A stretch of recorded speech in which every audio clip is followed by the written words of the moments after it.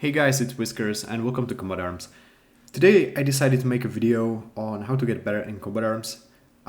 Full disclaimer, I'm not a good player, I'm not the best player. There are so many better players than me, but I couldn't find anyone sharing their skills and knowledge on YouTube, so here I am. Let's get started. There's a couple of main sections that I divided this video into. You can check out the chapters on the video timeline. Let's start with the basics. The whole reason why I'm making this video is because I'm noticing that the game style is changing. You can see that by the use of support on the map. A lot of people resort to using mines, hornets and turrets, and they're substituting them for their skill. So because the level and the skill of players overall in Combat Arms has gone up, it also means that it's getting harder and harder to get good consistently. And that's where the mines and support is deceptive.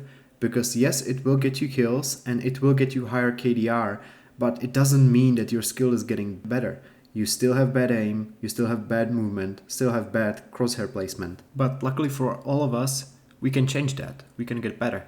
And that's why I urge you to stick around, because even if you're a good player, you played competitively, you have experience in other FPS games, I'm still sure you're gonna be able to learn something new from this video. So let's dive into it. Let's get the hardest part out of the way first. There is no way around practice. Practice, practice, practice. I don't care how good you are, if you are a skilled player, motivated player, or if you've trained elsewhere. Nowadays in Combat Arms you can meet people that have been playing for 14 years straight. Now you will most likely lose to these people because they have the best understanding of the mechanics right now. But you can reach their level by practicing, and you can practice by being smart. I understand we all have jobs, we have families, we have things to attend to, so we cannot just spend playing Combat Arms all day. So suppose the model is you only play during weekends. If you come into Friday not playing whole week and thinking you're gonna slap, that's likely not gonna happen. So what I suggest is playing every day, but just a little bit. You can take advantage of the bots that are now in the game, so just give it a try for a week. Play every day 3 minutes on the bots and you'll see that the difference on Friday is gonna be massive. So practice, practice, practice. If you're not willing to put practice into the game, you can just stop watching the video right now, because I can guarantee you the results will not come. Another aspect that will most likely make you way better is sensitivity. By default, we are used to playing on very high sensitivity, and unless you have some experience with competitive gaming, you will most likely play on it as well. So I urge you to put it down. The best players in CS2 right now play on sensitivities of around 400 to 800 DPI and in-game sensitivity of 1.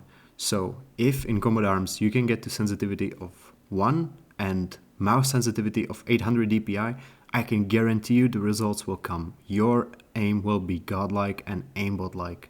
It's also good to mention that aim is basically how good you are in the game, because this is a first-person shooter. Your aim is gonna determine how much you're gonna slap. Unfortunately, aim also goes a lot to our muscle memory, which is subconscious.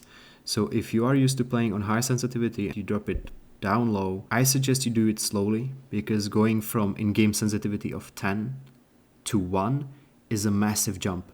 So I suggest you go down slowly, because it's gonna be a much more pleasant process and you will learn way better like that. As far as aim goes, unfortunately, in Combat Arms there isn't a consistent way by which you can train your aim, by which you can practice. So what I suggest doing is just logging on an alternative account, taking an M4 and just jumping into a game and playing defensively. Just try to pop these 1Ds, try to pop these headshots, just focus on your crosshair placement. Try to get that first shot accuracy right. These are all things you need to think about. And if you get all that dialed down and you then log into your main account and use your OP weapon, because I'm sure you use one, you're gonna slap way harder. So this is my suggestion for aim. Just train your aim, focus on it. A great source for aim training tutorial is Counter-Strike. So CS community is larger and therefore it's a bit more advanced, and you can find many tips and tricks on aim in Counter-Strike videos. So I suggest you go to Counter-Strike videos if you want to know more about aim there than I can tell you in any one of my videos. Now we've got the practice, we've got the aim plus sensitivity out of the way.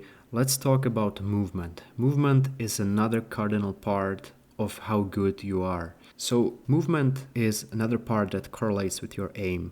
Also, many players just move and don't really give a movement a thing. So you essentially want to move horizontally towards your enemy.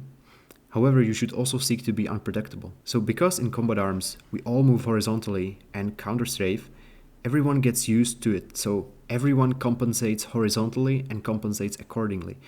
What you should focus on is making your own original pattern of movement that makes your enemy miss and makes you hit everything. So you can achieve this by mixing counter-strafing with crowd spamming, or uneven counter-strafing, or even jumping and closing the distance with the enemy. One thing though about closing the distance is that most players nowadays just come forward and close the distance, so meaning they just move towards you. It's understandable because the damage increases with decreasing proximity, but this is essentially pretty wrong because unless you are 100% sure that you will land the kill, you lower your chance of survival.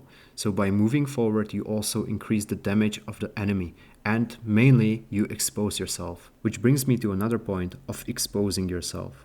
So what you should seek to create is an advantage for yourself, a shooter's advantage.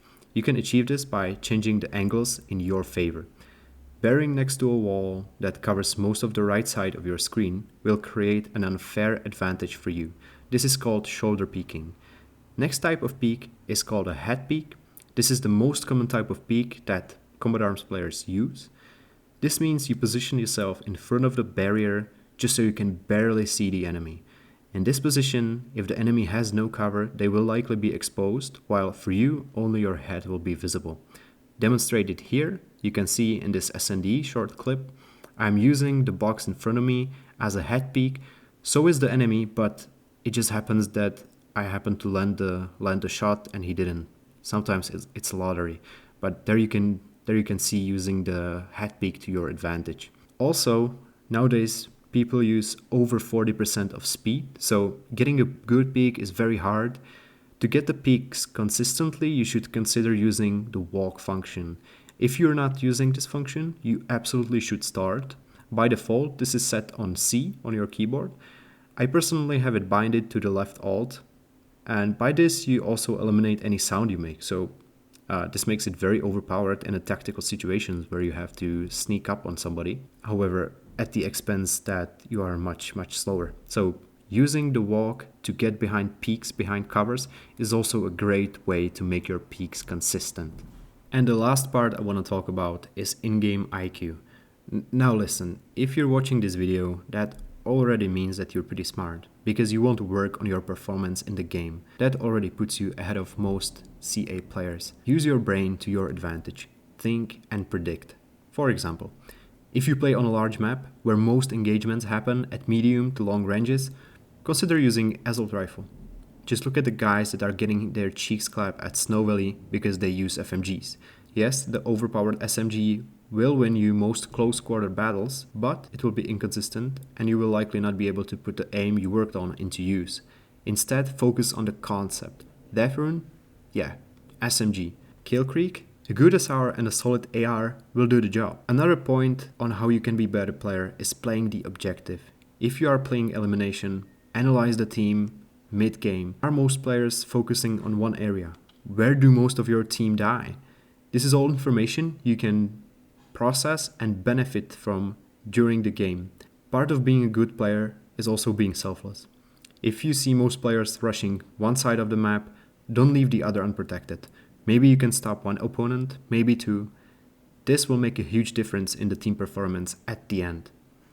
And one last thing, spread positivity. Don't go into negative trash talk, accusation, and other litigations that happen on game-to-game basis. If you are getting called hacker, that's a compliment. You worked on your aim. Of course you have aimbot-like reflexes. So if someone calls you peeker, glitcher, and so on, sure, these are all compliments to your style that you have optimized to be more proficient than others. So take that with positivity and put it into good use. Okay, so that is it. Honestly, each section deserves its own video, but Nobody watches my videos anyway, so there's no point. I just bunch up a few cool ideas, concepts that I gathered together. I've done my research on it, and I'm very happy to elaborate on any of them. Just let me know. And as always, have a blast. I'll be happy to meet you in the game. We can chat, we can discuss, we can have a great time. Peace.